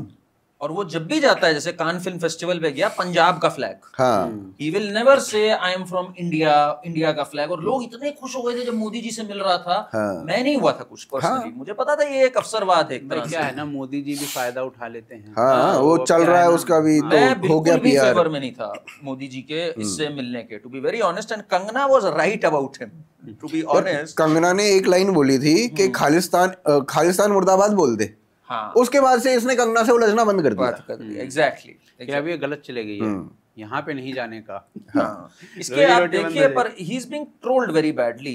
जो सामने आई तस्वीरें आप देखिए, ये लगातार आ रहा है। His ancestors died while fighting against these people and he is shooting film with them. वही। और ना इसको शर्म नहीं आती, इनका इतिहास को छुपा भी नहीं हुआ है भाई। गुरु तेग बहादुर का इतिहास हो, गुरुओं पे सबसे ज्यादा जुल्म किसने किए, और इसे शर्म नहीं आती उस चीज पे। आप गुरुओं से अगर मॉडर्न हिस्ट्री में भी आ जाओ, 1947 में गदर में सबसे ज्यादा किसने झेला है? पंजाबी कम्युनिटी, सिखों ने झेला। पंजाबी कम्युनिटी नहीं झेला ना, चाहे वो पंजाबी हिंदू हो, चाहे वो पंजाबी सिख हो, पंजाबी कम्युनिटी नहीं झेला है। अब आप हरियाणा में, मतलब जब आप हमारे घर पे आते हो तो आप मथुरा रोड के लेफ्ट में आते हो तो हमारे घर पे आ जाते हो। मथुरा रोड के अगर राइट में चले जाओगे ना, तो पूरी बेल्ट जो है वो पूरा पाकिस्तान से आए हुए पंजाबियों की है। क्यों आए वो यहाँ पे? क्या हुआ था ऐसा जो उनको यहाँ पे आके बसना पड़ा? तो ये सब भूल गए, कुछ है ही नहीं। ये भूल गया है या ये सेट है? मैं एक बात आपसे बोलना चाह रहा हूँ, ये जो हनी ट्रैप होता है, ऐसे ही लोगों के लिए तो होता है ना। सही बात।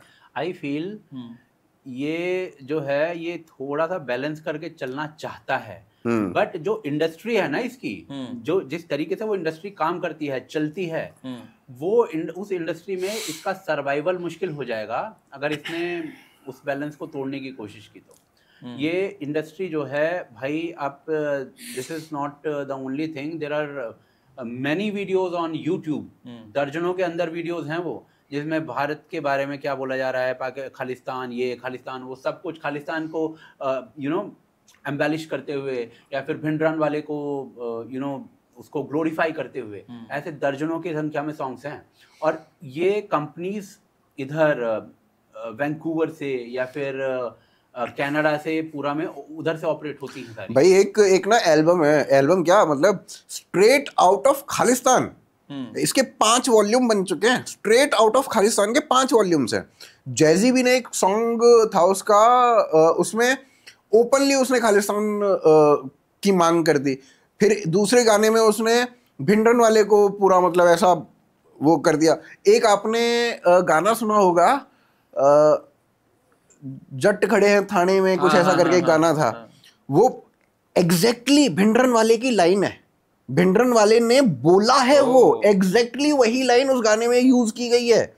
हम लोगों को पता नहीं है वो, और वो गाना मतलब लेजेंडरी गाना बन गया। मतलब हर बंदा उसके स्टेटस डाल रहा है, हिंदुओं ने उसके स्टेटस डाले, वो एग्जैक्टली भिंडरन वाले की लाइन है।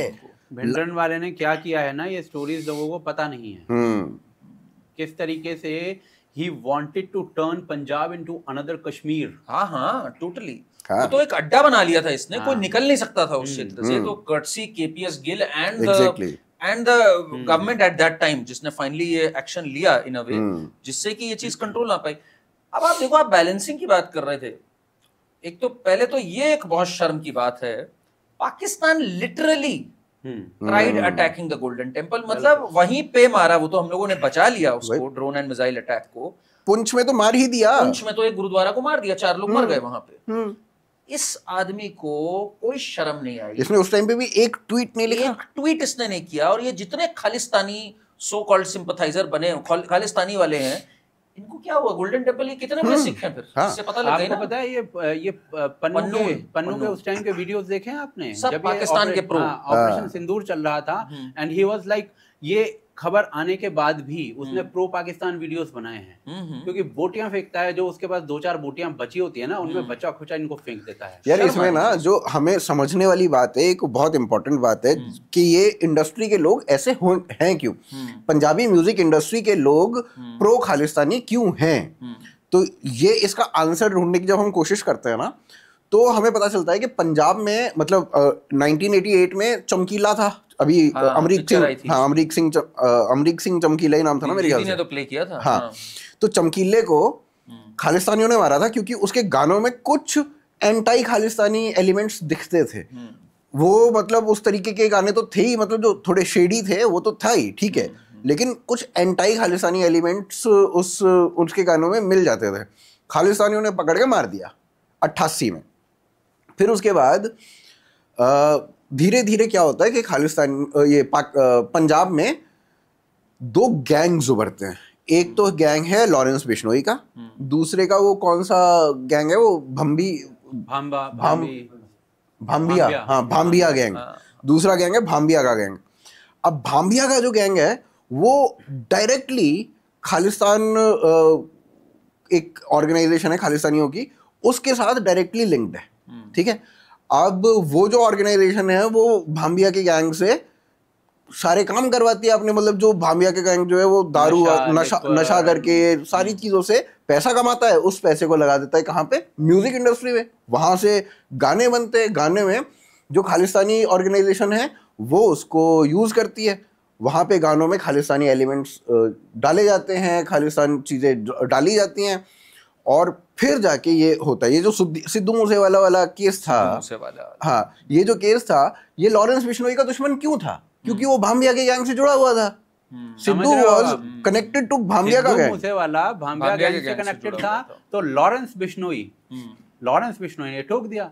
अब लॉरेंस बिश्नोई आपको एंटी खालिस्तान क्यों दिखाई देता है? क्योंकि ये भाम्बिया गैंग प्रो खालिस्तान है। समझ रहे हो? This is the gang war जो पंजाब के अंदर जो चलती है। अब ये जो म्यूजिक इंडस्ट्री है, आपको म्यूजिक इंडस्ट्री 90s के बाद, मतलब 90s से पहले की पंजाब की म्यूजिक इंडस्ट्री देखना और 90s के बाद की पंजाब की म्यूजिक इंडस्ट्री देखना। पहले आपको प्यार मोहब्बत, ये वो पंजाबी कल्चर, गुरदास मान के वो एपिक गाने, वो सब कुछ दिखते हैं, ये सब चलता था। 90s के बाद आप प्रीडोमिनेंटली धीरे धीरे एक शिफ्ट देखोगे इसमें, और जो शिफ्ट है वो गैंग्स की तरफ, गन कल्चर की तरफ, और ड्रग्स की तरफ, शराब की तरफ। ये दिलजीत नहीं, पंजतारा ठेके विच बैके तारिया तेरा सारा गुस्सा, यही गाने गाए हैं। तो यहाँ से ये सारी चीजें क्या है, इन गानों के ग्लोरिफिकेशन से ये पूरे, ये मैं नहीं कह रहा हूँ, ये सर्वेज हैं पंजाब यूनिवर्सिटी और पता नहीं कहाँ के सर्वेज हैं ये, उसमें बताया जा रहा है कि इन गानों से इन्फ्लुएंस होके लोग जो है ड्रग्स का इंटॉक्सिकेशन या दारू का इंटॉक्सिकेशन वो बढ़ता है। और वो बेच कौन रहा है? वो ये भाम्बिया गैंग वगैरह, ये या फिर ये लॉरेंस बिश्नोई गैंग, ये ही उस धंधे में लिप्त हैं। ये उससे पैसा कमाते हैं, फिर उससे गाने बनवाते हैं, फिर उन्हीं चीजों को ग्लोरीफाई करते हैं, और उसके बीच में खालिस्तान का तड़का लगा। वो एक एमी वर्क का गाना था, जट खब्बी सीट ते बंदूक रखदा। पहली बात तो मेरे को ये बताओ कि साला बस जट ही क्यों रखता? बाकी का क्यों नहीं रखता? जट सबको मार देगा, क्या चक्कर है? हो क्या रहा है? डाउनफॉल हुआ। मैं तो ये सोचता हूँ हमारे सिख भाइयों का, हमारे गुरु हैं, अगर वो आके देखें क्या हो रहा है ये। कहाँ भाई लंगर दान, एक दूसरे की मदद करना, सेवा करना, और कहाँ सब रैप आर्टिस्ट बने घूम रहे हैं। तो रैप करना बुरी बात नहीं है, पर मतलब इंडक्शन ऑफ क्राइम, Exactly. हाँ, मतलब ये आप जो कर रहे हो ना, वो you can use your art in a better way. और एमी वर्क तो मेरे को लगता भी नहीं है कि वो मतलब वो देखो इसमें भी ना जो गैंगस्टर टाइप का, वो तो मतलब क्यूट टाइप का लगता है। आर्टिस्ट के अंदर भी 2 टाइप के सेक्शंस हैं। जैसे अभी एक ये दिल्ली वाला अपना लड़का, क्या नाम इसका, यो हनी सिंह। अब ये इसने भी जो अपने जीवन में किया है, I don't agree with it, but आज की डेट में ये इस पर्टिकुलर इंडस्ट्री पर कमेंट कर रहा है। हाँ, जो मिक्का ने बोला है। तो ये लोग भी हैं, and we need people like them, because ये हमारे बोलने से फर्क नहीं पड़ेगा भाई। पंजाब का जो यूथ है उसको एक पंजाबी ही समझा पाएगा। वो बोलेगा ना, तो कहेगा अरे यार ये तो मेरा आदमी है। प्रॉब्लम क्या है ना, बॉलीवुड जब इस तरीके की चीजें करता है, दाऊद वाउद का या मतलब प्रीति, वही चीज हुई है एग्जैक्टली। हाँ, वही है भाई। में बॉलीवुड में दाऊद का था पूरा जो एक इस्लामिक नैरेटिव चला कि भाई हिंदू ऐसे होते हैं, तो यहाँ ठाकुर पे ऐसा होता है, पंडित ऐसे होते हैं। वो तो खैर हाजी मस्तान ने कर दिया था पहले ही। तो ये दाऊद ने उसको ऑर्गेनाइज कर दिया। अब इसने पंजाबी म्यूजिक इंडस्ट्री में क्या हुआ कि इन्होंने सेटल कर दिया इसको कि गैंग वैंग पे जाएंगे, इस पे जाएंगे। यहाँ पे प्रीति जिंटा ने एक बहुत अच्छी चीज की थी, उन्होंने कॉल आउट किया था। She has been very bold, हाँ, always. उसने कॉल आउट किया था चोरी चोरी चुपके के टाइम पे। भरत शाह था, कौन था उस टाइम पे? हाँ, भरत शाह तो उसका प्रोड्यूसर था, पर जो गैंगस्टर था उसको कॉल आउट किया था प्रीति जिंटा ने कि ये ऐसा चल रहा है यहाँ पे। क्यों किया था पता है? उसको गालियां दी गई थी। जब तक वो नॉर्मली बात कर रहे थे ना, तब तक वो सुन रही थी। फिर एक दिन उन्होंने गालियां दे दी। अच्छा, कुछ उल्टी दी बोल दी होंगी, उसकी सटक गई। तो she is a Himachali, I think Himachali. हाँ, हिमाचली है। तो she is from an army father. तो शी पुलिस के पास गई एंड शी रिपोर्टेड इट। बाकी 12-13 जितने भी गवाह थे सब पलट गए, अकेली खड़ी रही। the only one.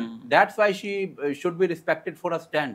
मैं तो चाहता था यार आईपीएल फाइनल जीते। हाँ, मैं तो चाहता था, to be honest। कोई बात नहीं, कोहली कॉर्नर था। एक जीत नहीं, वो तो खैर पुराना प्यार है, बात अलग है।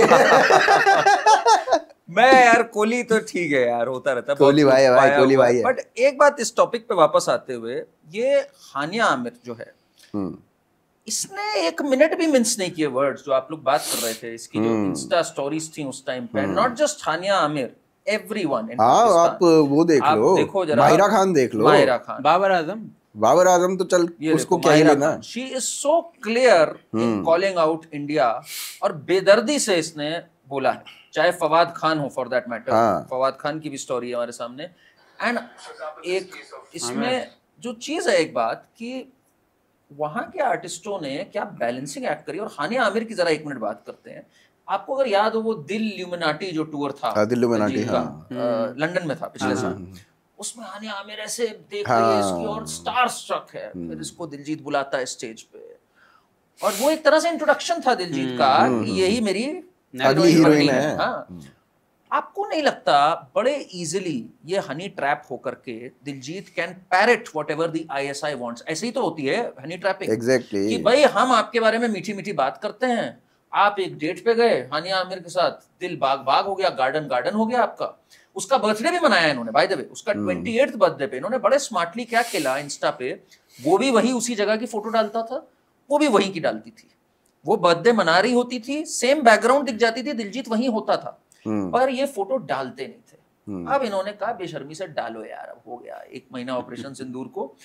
तो ये हनी ट्रैपिंग मुझे लगता है Diljit should be investigated nice and proper, जिस तरह से ये बात करता है, और एवरीथिंग फॉर दैट मैटर। आप फॉर दैट मैटर दिलजीत को थोड़ा सा खंगाल के देखो। मतलब आप उसका ट्विटर अकाउंट, मैंने तो उस पर, जब ये इसका फार्मर्स प्रोटेस्ट चल रहा था उस टाइम पे, मैंने बहुत, इसकी जब वॉर चली थी कंगना के साथ, तो उस टाइम पे मैंने बहुत खंगाला। 2 चीजें मेरे को मिली। मैंने एक वीडियो भी बनाई थी, छोटी सी वीडियो थी, 4 या 5 मिनट की वीडियो थी, जो कंगना ने भी शेयर करी थी। अच्छा। तो उस वीडियो में क्या था, पूरी इन्वेस्टिगेशन थी उसमें। एक तो ये था कि भाई एक दल खालसा करके एक खालिस्तानी ऑर्गेनाइजेशन ग्रुप है, बहुत ठीक है, बहुत पुराना, ठीक है।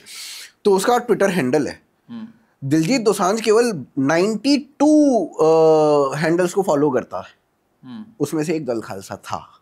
उसको दल खालसा इज नॉट ये फुद्दू गैंग नहीं है। मैं आपको थोड़ा सा बताऊं इसका, ये जैसे बब्बर खालसा था ना, हाँ, वैसे ही दल खालसा था।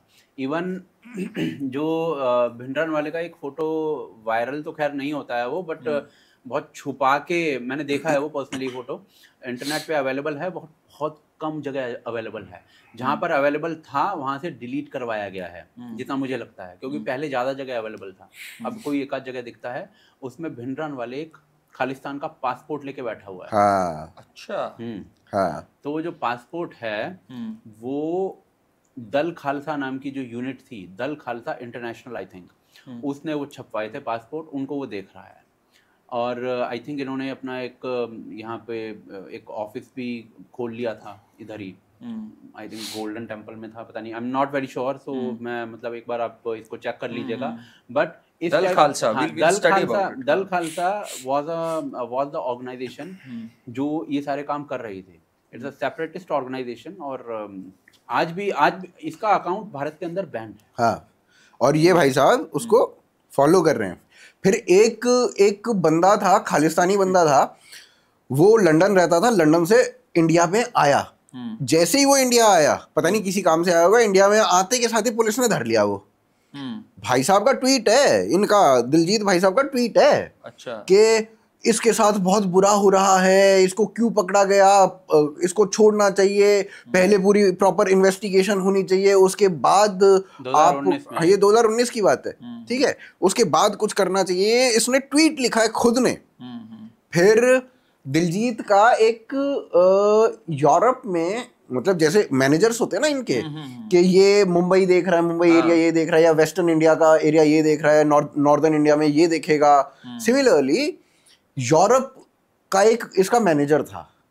दैट मैनेजर वो खालिस्तानी ऑर्गेनाइजेशंस में जाता था, खालिस्तानी ऑर्गेनाइजेशंस ने उसको अवार्ड्स दे रखे हैं उस बंदे को, वो इसका मैनेजर था। तो वाई ये पूरी चीज क्यों नहीं इन्वेस्टिगेट होके रूट तक पहुंचा जा रहा है इस पे? ये एक बहुत बड़ा क्वेश्चन है। फिर जब आप लोग इतना खंगाल के निकाल लाए हो और सामने ग्लेरिंग एविडेंस है, और ये आदमी आज भी बेशर्मी से फिल्म कर रहा है, आप कह रहे हो ना कि इस पे एक्शन क्यों नहीं हो रहा? बिकॉज ऐसा कानून नहीं है। अगर आप मान लो यहाँ पर भिंडरान वाले की फोटो या फिर इवन उसामा बिन लादेन की फोटो लगा दोगे, तो देयर इज नो कानून जो आपको पनिश कर सकता है। नहीं होगा। पर फिर ये मोदी सरकार क्या कर रही है? इसको ईडी भेजो, बिल्कुल दो डंडे लगाओ कोने में, ये 5 मिनट में तोते की तरह बोलने लग जाएगा, ठीक हो जाएगा। एग्जैक्टली। गवर्नमेंट के पास वेज हैं। अगर कानून नहीं है तो भी वो वेज निकाल लेगी। अगर गवर्नमेंट को कुछ करना है ना, तो अभी ये ऑपरेशन सिंदूर हुआ, 10,000 के 8-10 हज़ार के करीब अकाउंट जो थे वो ट्विटर पे बैन हुए थे। कितने यूट्यूब चैनल बैन हुए थे। और आप कुछ कह के देख लो। पर मोदी जी भी तो कर रहे हैं ना, तबला बजा रहे हैं। वो जब गा रहे हैं तो मोदी जी बीट दे रहे हैं, वो लक्स की ऐड कर रहे हैं। तो ये एक बात भाई नहीं समझ में आई। बट एक बात मैं इसको थोड़ा इसका स्कोप जरा ब्रॉड करना चाहूंगा। ये जो पूरा आर्टिस्ट का है ना, कि हम आर्टिस्ट चाहिए, तो दिलजीत की बात हो गई।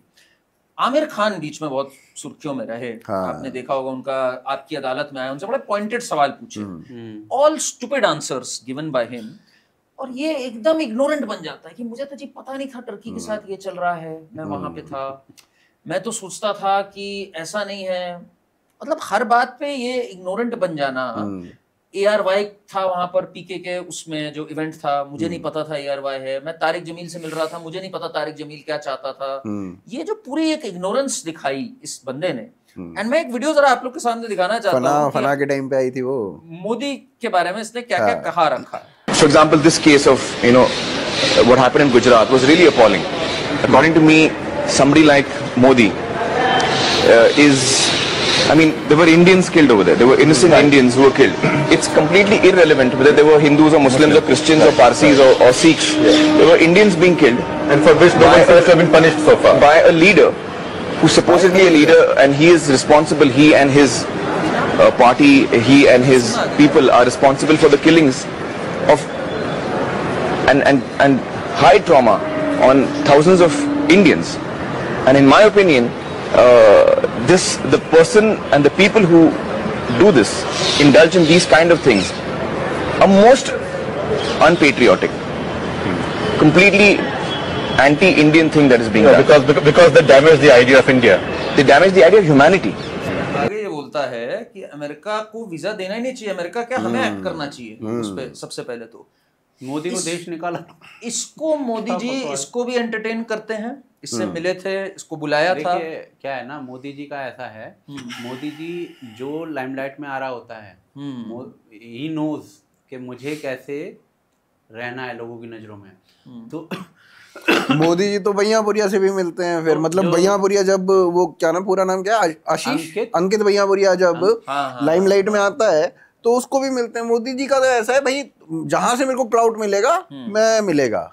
इवन आप ये देखो, ये तो वेरी मतलब अब देखो इसमें आप कुछ भी कह लो, तो बहुत स्मार्टनेस है उस बंदे की कि आप ये देखो क्रिएटर अवार्ड जो हुआ था, क्रिएटर अवार्ड के अंदर क्या हुआ, उसने दुनिया भर के जितने भारत के बड़े बड़े क्रिएटर थे सबको बुला लिया, सबको अवार्ड दे दिया। एक जगह बुलाया, वो भारत मंडपम वो खाली पड़ा रहता है, उससे बटरों से भर लो, तो वो भर दिया वहां पे।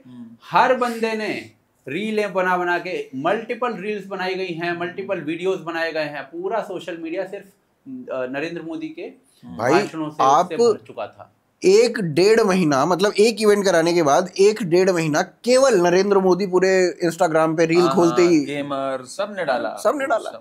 तो हर बंदे तक, चाहे स्कूल के बच्चे थे। आप लोग को क्यों नहीं दिया क्रिएटर अवार्ड, मैं बता रहा हूँ। आपने तो अपने अप्लाई ही नहीं किया, आप लोग वैसे ही दिखा रहे हो उनको। अब आप लोग ना दिखाओ, नहीं देखो, फिर वो आपको बुलाएंगे, फिर आप उन्हें दिखाओ, उनका ऐसे ही काम हो जाएगा। हमने तो अप्लाई ही नहीं किया था, हमारे पास आया था फोन कि अप्लाई कर दो, हमने नहीं किया था। हमें देखिए वो ट्रक भर भर के पैसे देते हैं।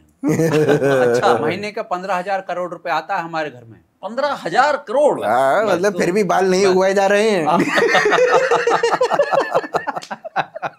15,000 करोड़ ज्यादा बोल दिया आपने। मैं बिलीव 15,000 तो मान भी लेते। 15,000 करोड़ तो इकोनॉमी हिल गई भाई। नहीं तो बोला ही इसलिए ताकि बिलीव ना करो। बिलीव करने की बात से क्या है, एक हम लोग के जो देखते हैं बिंदास बगैती, उन्होंने एक मीम भेजी जो मुझे बहुत पसंद आई। तो उन्होंने भेजी थी कि आप लोग इसको जरा देखिएगा, तो आप लोग को शेयर करना चाहता हूँ मैं जरा, ये बहुत इंटरेस्टिंग लगी मुझे। एक मैथ्स प्रॉब्लम है। Ahmed has 3 lunch boxes. He gives one to Muhammad and another to Hassan. Calculate the radius of the explosion.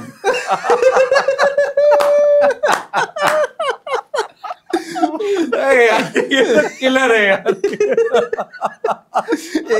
एक ऐसे ही मेरे पास आया अभी, ऐसे ही सॉल्व करते होंगे इनके पास। एक ऐसे मेरे पास आया अभी कि मेरे पास 5 जीती जागती गाय हैं।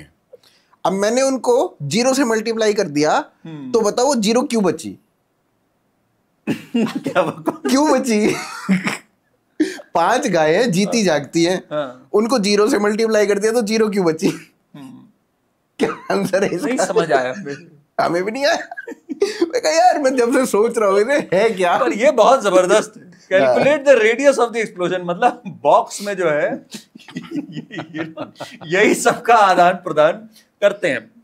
जाते जाते 1-2 और छोटी छोटी बातें हम लोग कर लेते हैं। एक तो 2-3 माइलस्टोन्स हैं, इन पे आपका क्विक वर्ड मैं एक बार लेता हूं, फिर हम लोग रैप अप करते हैं। इस पे विस्तार से अगली बार हम लोग चर्चा करेंगे। इमरजेंसी के 50 साल, मोदी के 11 साल और दिल्ली सरकार के 100 दिन, ये 3 माइलस्टोन्स हुए हैं अभी अभी। तो शॉर्ट में आपका क्या, एक तो तीनों पे व्यू पॉइंट, और फिर मैं आपसे भी पूछूंगा। अभी तो कल दिल्ली सरकार के 100 दिन पूरे होने पे दिल्ली का जो सोशल मीडिया टीम है, उसने कुछ सड़कों के फोटोज डाले कि सारी दिल्ली के पॉट होल्स हम भर रहे हैं। हाँ। वो जो फोटोज थी भाई साहब, गजब फोटोज थी। मतलब गड्ढे जब थे, हाँ, तो वो ज्यादा अच्छे लग रहे थे। जब उन्होंने भरा, वो काइंड ऑफ जिसे कहते हैं ना, क्या बोलते हैं उसे, पता नहीं, ऐसा लग रहा था जैसे ब्रेकर। हाँ, स्पीड ब्रेकर की तरह बना दिया उन्होंने। बहुत जल्दबाजी में बहुत ऊपर नीचे कर रहे हैं लोग का। हाँ, मैं आपको दिखाता हूँ, वो भेजूंगा भी। तो वो आपको लगेगा कि क्या क्या किया है इन्होंने। लाइनें लाइनें दिख रही ना उसके ऊपर, कुछ ऐसा। ये देखो, अच्छा लग रहा है अलग से, जैसे बाथरूम में घुसने से पहले वो कारपेट लगा देते हैं, मैट जो कहते हैं ना, कमरे के साइड में 2 दहलीज बनाते हैं, ठोकर लगती है आदमी को, ऐसी ठोकर लगने वाला काम है। तो ये एक तो मतलब गजब। एक तो ये हुआ, और मोदी जी के 11 साल पे मोदी जी ने देखो बहुत सारे काम अच्छे किए हैं, बहुत सारे काम ऐसे हैं जो लटका के पड़े हुए हैं कि नहीं नहीं अभी तो जब चुनाव आएंगे तब अभी तो देखते मेरे हैं। 250 साल और हैं। अभी तो 50-50 पे आप हैं। 50-50 पे कुछ ऐसे हैं कि जो इग्नोर ही कर रखे, जैसे मंदिर का जो वो है, पैसों का मुद्दा है, हमारे टेम्पल का जो कंट्रोल है वो छोड़ ही रखा है, इग्नोर। सीए एनआरसी कहाँ पे है कुछ नहीं पता। आपने कहा था कि सीए को 2024 के इलेक्शन से पहले पहले शुरू कर दिया जाएगा, शुरू करने की रिवायत भी शुरू करी थी आपने, उसका हैंडफुल ऑफ सिटीजंस हाँ, उसके बाद क्या हुआ, उसके बाद क्या हुआ कुछ नहीं पता। मतलब आपने बस ये दिखाने के लिए कर दिया कि देखो हम भूले नहीं हैं, हम कर रहे हैं, उसके बाद फिर भूल गए आप आने के बाद दोबारा से, तिबारा से बल्कि। फिर उसके बाद एनआरसी पे क्या हो रहा है, आपके पास इतना पहलगाम के बाद इतना भयंकर मौका था एनआरसी लगाने का, आपने क्या किया? बहुत बड़ा मिस है। इमरजेंसी के 50 साल। इमरजेंसी देखो, इमरजेंसी अब तो कंगना रनौत ने फिल्म बना दी है उसके ऊपर, और एक्टिंग तो अच्छी करी है उसने। एक्टिंग बहुत अच्छी करी है, पर इंदिरा गांधी को व्हाइट वॉश कर दिया है, तो फिर मतलब फिर क्या ही बोले हम लोग, व्हाइट वॉश कर रहे हैं 50वें साल में हम। प्रखर भाई ने एक प्रोग्राम किया, उन्होंने एक बात बताई, भाई इमरजेंसी से फिल्में भी नहीं बची थी, ठीक है, तो शोले का जो एंड था वो चेंज करवाया। मतलब पहले था कि गब्बर सिंह मार दिया जाएगा, ठीक, उसके बाद रौंद देगा ठाकुर गब्बर सिंह को, उसके बाद इन्होंने एक लेक्चर रखा है 30 सेकंड का, अगर आपको क्लाइमैक्स याद कि कानून सबसे सर्वोपरि है, मैं कानून, और जो कानून की हत्या करके बैठे हैं वो ये प्रीच करवा रहे हैं। वो कहने पे हुआ था कि ये कट डालना है and we don't have to kill Gabbar Singh. तो इमरजेंसी से फिल्में तक नहीं बची थी। आप क्या सोचते हैं दिल्ली, मोदी जी एंड इमरजेंसी? मुझे लगता है कि देयर आर कंप्लेंट्स कि जो लाइट है वो ज्यादा जा रही है, पानी जो है वो पहले से कम आ रहा है, और इस टाइप की जो प्रॉब्लम्स है, अब इसमें गवर्नमेंट कुछ भी कह ले कि भाई पंजाब नहीं भेज रहा पानी, या वो जो भी आप कह लो, बट फिर वो आप में और केजरीवाल में फर्क क्या रह गया? ब्लेम ही वो कर रहा था, ब्लेम ही आप कर रहे हो। वैसे शेयर कर दूं आपके साथ जो दिल्ली में हुई है, जिससे लोग नाराज हैं इस समय। एक तो ये 2500 रुपए वेदर गुड और बैड दिया नहीं गया है, ठीक, बहुत बड़ी बात है इतना बड़ा प्रॉमिस करने के बाद। फिर जो बसों में फ्री यात्रा चल रही थी महिलाओं की, वो हटा दी गई है, कहा है उसकी एक रजिस्ट्रेशन होगी जिसके बाद तय होगा कोई registration. Which is a good move, I think. Which is a good move, I think. हमारे हिसाब से तो अच्छा मूव है, अच्छा मूव है, लोग नाराज हैं। मैं बता रहा हूँ इलेक्टोरली क्या चल रहा है इसके अंदर। फिर बिजली थोड़ी सी महंगी हो गई है, ठीक, कम आने लग गई है। स्कूल की फीस जो थी, राइट, ठीक, वो वापस बढ़ गई जो उस पे कैप लगा रखा था। हालांकि सोशलिस्ट मूव है ऐसे कैप लगाना, बट नेवरदलेस एक कैप लगा हुआ था। तो कुल मिला के ना मुझे लग रहा है ये जो दिल्ली के 100 दिन है, इसमें इनकी थोड़ी सी नींव हिल गई है, and Kejriwal is smiling somewhere around the corner. इन मुद्दों को उठाएगा कुछ दिनों के अंदर। एक चीज और भी हो रही है दिल्ली में, आप कहीं पे भी पूरे दिल्ली में जहां पे भी जाओगे आपको डिमोलिशन दिखेगा। एनक्रोचमेंट का, जो कि मेरे हिसाब से वो भी एक अच्छी चीज है, एनक्रोचमेंट का डिमोलिशन होता हुआ आपको दिखेगा। चाहे आप सरोजनी में चले जाओ, चाहे आप ओखला में चले, ओखला मंडी के बाहर आप तो मतलब जाते हो वहां पे उस एरिया में, तो ओखला मंडी के बाहर आपको लाइन से बाहर फ्रूट्स वाले दिखते थे, दुनिया भर के आधी सड़कें घेरे हुए, अब नहीं होते, तो which is a good move. अच्छा, और पता है बड़ी एमलेसली हो रही है डेमोलिशन भी ना, उसमें कई लोग ठीक थे जो कि भी उसमें आ गए, वही एक प्रॉब्लम थी। हाँ, आप कह रहे थे? मैं बस इसमें यही ऐड करना चाह रहा था, जैसे हमने ये बिजली, पानी, सड़क, इस टाइप की जो चीज़ें हैं, इनमें तो कोई सुधार वगैरह दिखता नहीं है, बल्कि और ख़राब हुई हैं। बट जैसे ये एनक्रोचमेंट हो गया, या फिर एक यमुना का मुद्दा है जिसपे जो कुछ नाले हैं उनकी सफाई की गई है, डीसिल्टिंग वगैरह का काम, ये थोड़ा बहुत काम हुआ है, which is a good thing. बाकी 100 दिनों में इतना जज भी नहीं किया, सफाई नहीं हुई है। मुझे नहीं, सफाई तो नहीं होगी, सफाई वो इतना गंदा है दिल्ली इस समय कि केजरीवाल के आउट होने में बहुत बड़ा योगदान था। इतनी गंदगी थी दिल्ली में, शहजाद भाई ने तो सड़कें दिखाई थी, they are still as bad. और कितना, मुझे नहीं लगता कि पता नहीं 100 दिन बहुत होते हैं यार इस चीज के लिए, अगर बहुत सफाई काम चालू हो जाए। आपके पास आज एमसीडी है, आज आपके पास स्टेट में गवर्नमेंट है, आज आपके पास सेंटर में गवर्नमेंट है। इसके बाद अगर आप सफाई नहीं कर सकते हो देश की राजधानी के लिए, तो you really need to think. And काफी चीजें हम लोगों ने कवर करी इस पे, दिल्ली पे और इन सब चीजों पे अगली बार और विस्तार से हम लोग चर्चा करते हैं।